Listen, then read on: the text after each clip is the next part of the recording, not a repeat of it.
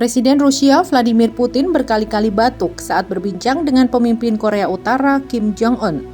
Momen itu terlihat dalam video yang dibagikan Kremlin pada Rabu 13 September 2023. Putin tampak berbincang dengan Kim di sebuah ruangan didampingi penerjemah bahasa dari kedua negara. Namun di sela-sela pembicaraan, Presiden Rusia tersebut terdengar batuk berkali-kali. Sebelumnya, Kim tiba di Kosmodrom Vostokny setelah menempuh perjalanan menggunakan kereta lapis baja dari Pyongyang. Kedatangannya disambut hangat oleh Putin bersama sejumlah pejabat Rusia.